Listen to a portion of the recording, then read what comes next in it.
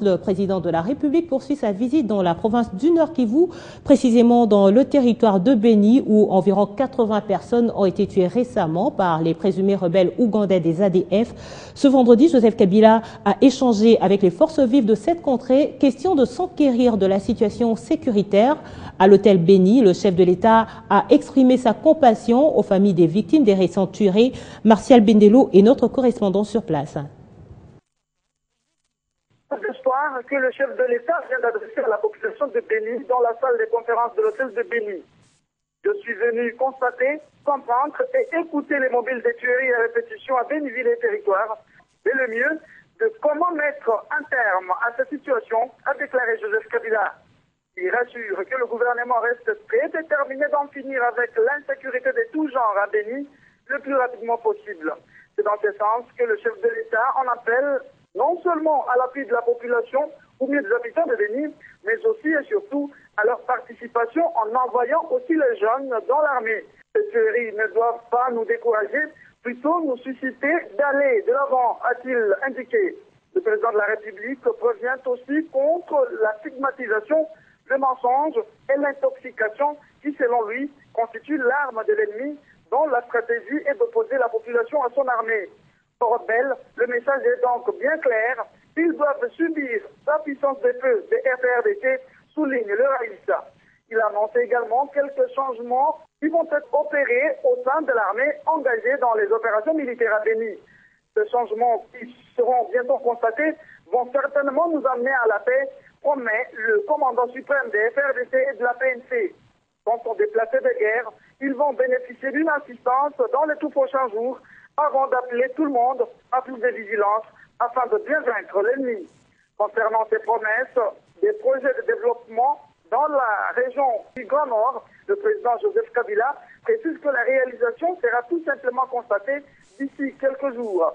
Mais il en appelle la population à garantir la sécurité et la protection de ceux qui vont venir exécuter ces travaux. Martial Bendelo, Béni, Radio Télé 50.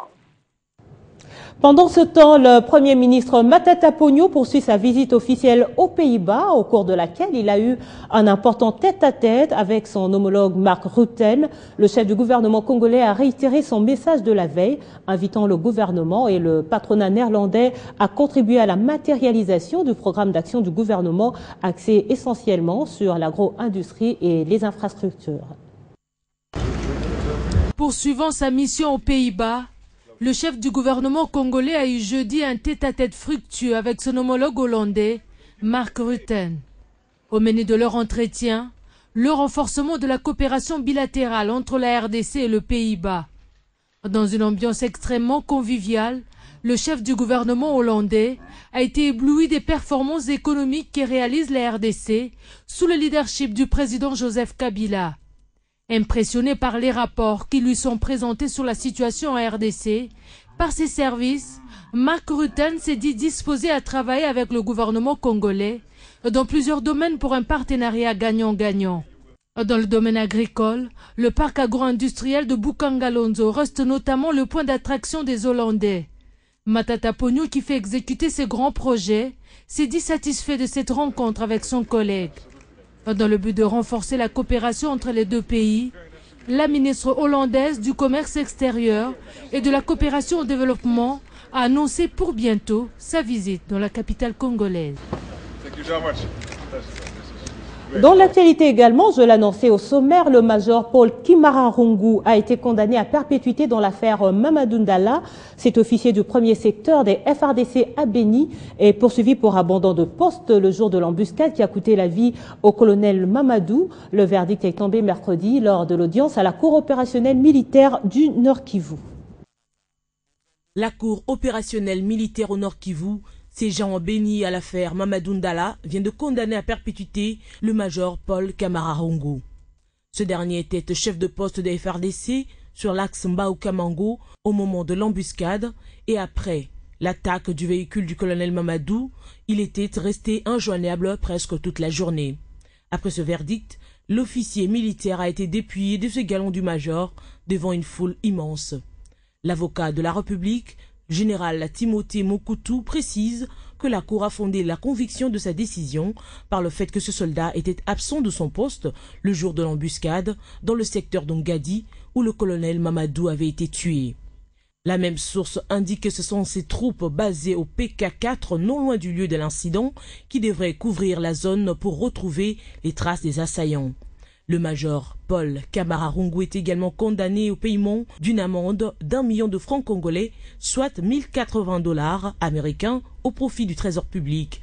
Cette première condamnation dans ce procès a été donc motivée par de faits graves mis à charge de cet officier dans sa zone opérationnelle. Direction la province de l'Équateur, la mutuelle de santé des enseignants de l'enseignement primaire, secondaire et professionnel est devenue une réalité. Si l'annonce de sa mise en place a été faite mardi dernier à Mbandaka, l'identification des adhérents et l'installation du comité provincial, quant à elle, auront lieu en février prochain.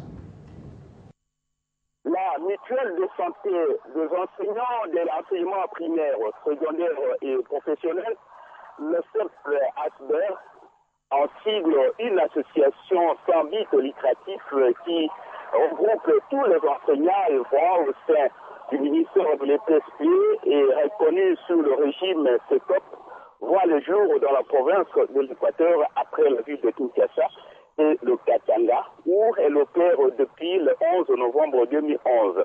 L'annonce de son implantation dans la province de l'Équateur a eu lieu le mardi dernier à Mbandaka au cours d'une rencontre des enseignants organisée à ce sujet au centre de formation des cadres de l'EPSP, où son président, Maître Guy Mafuta, qui conduit la délégation nationale à Mbandaka, cette mutuelle a l'ambition de concourir pour l'amélioration des conditions de vie des enseignants, notamment dans le secteur de la santé, en les assurant l'accès aux soins de santé appropriés.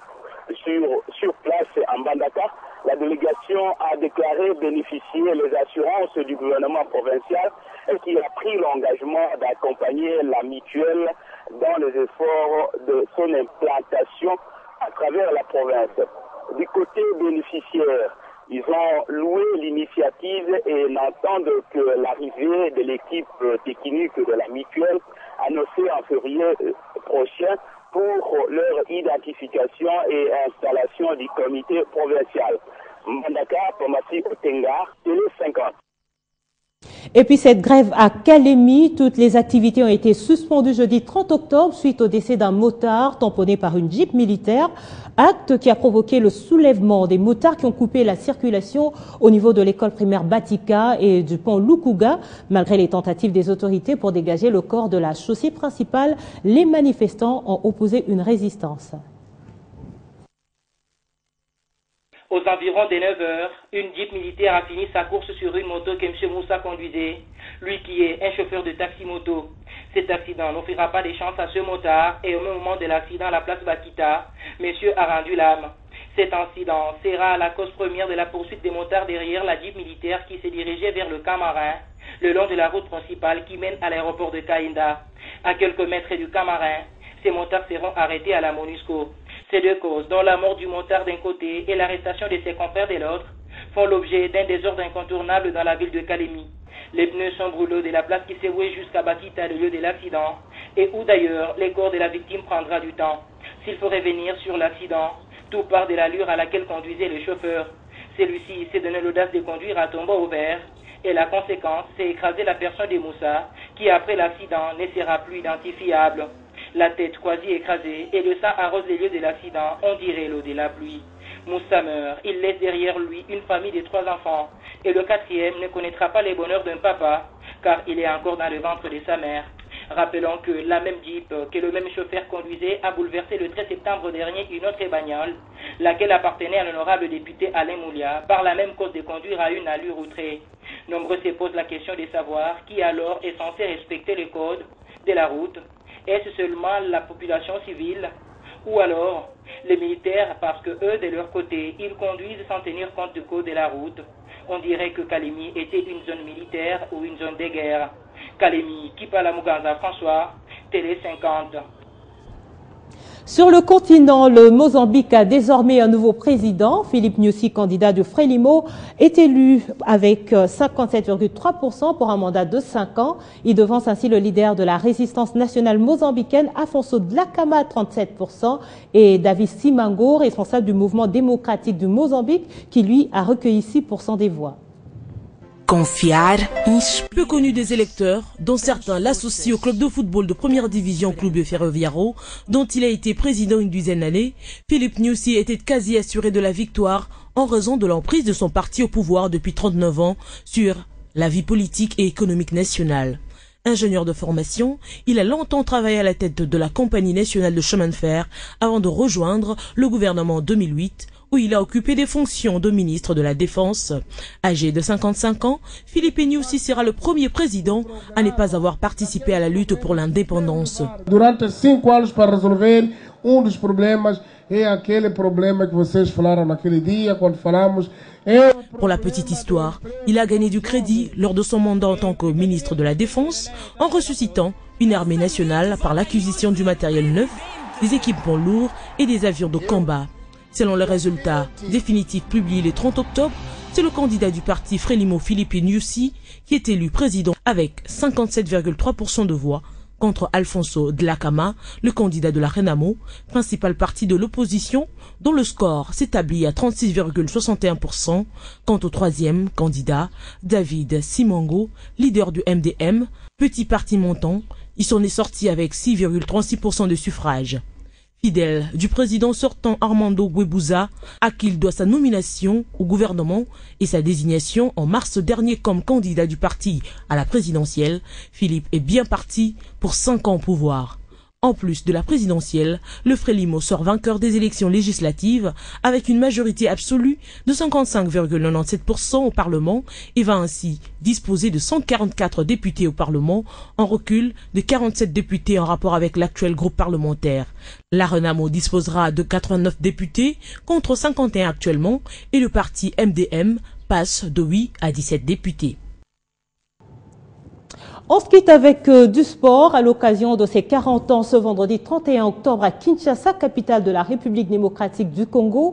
Le complexe Omniscore Soccer Club organise 6 combats de boxe professionnels.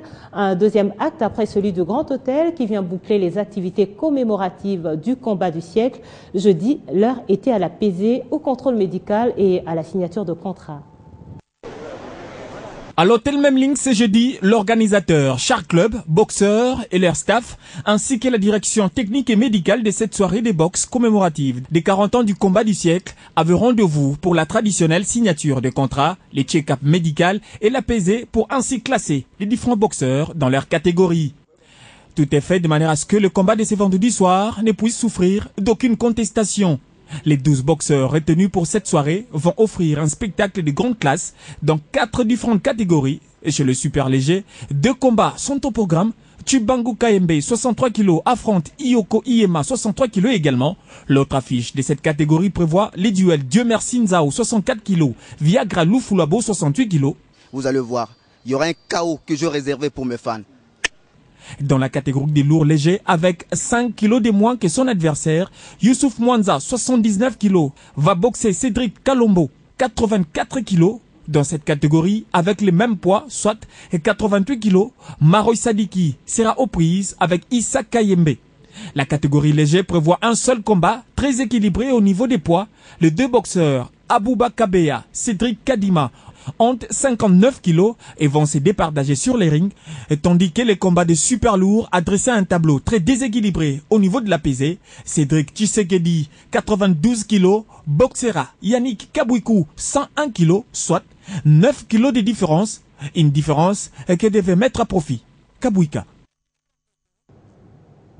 Voilà, fin de ce journal. Merci à vous qui nous avez suivis, notamment à partir du Canada. Dans un instant, la revue de presse.